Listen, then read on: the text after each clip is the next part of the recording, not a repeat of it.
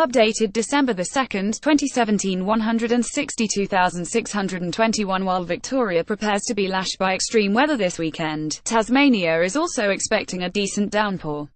In what's shaping up as a wet start to summer after a record dry spring, forecasters are predicting 50 mm of rain for much of the state, and up to 100 mm in some areas including the northeast.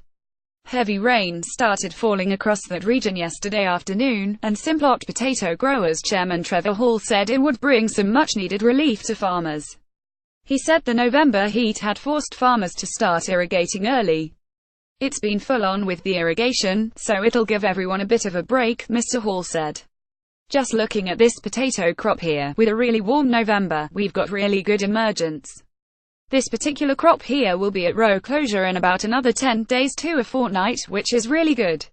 While 50 to 70 mm would be ideal, Mr. Hall said it was too early to worry about the risk of flooding if the rain continued to fall.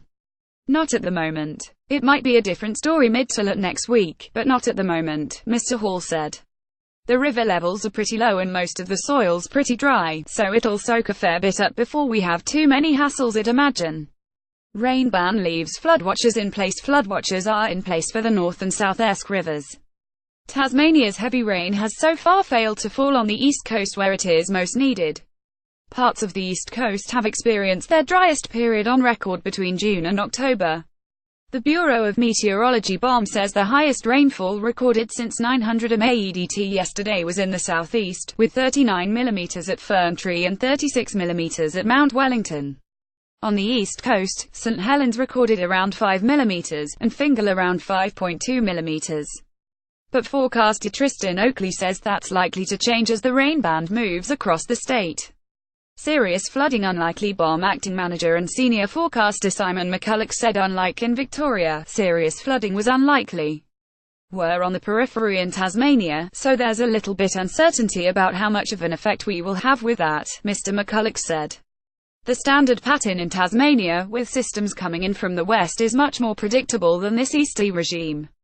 Mr. McCulloch said the recent build-up with humidity and heat was contributing to the unstable weather.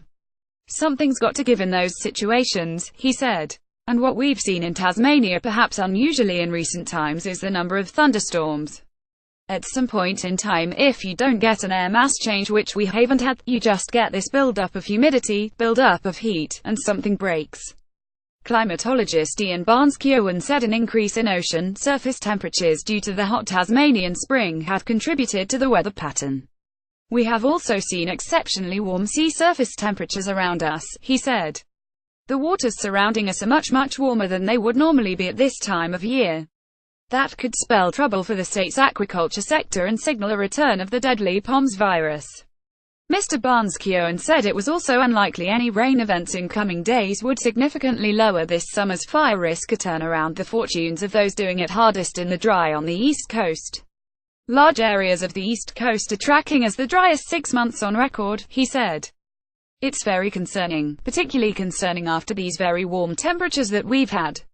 Topics: floods, weather, agricultural crops, rural, rainfall. Tas first posted December 2, 2017, 102,126.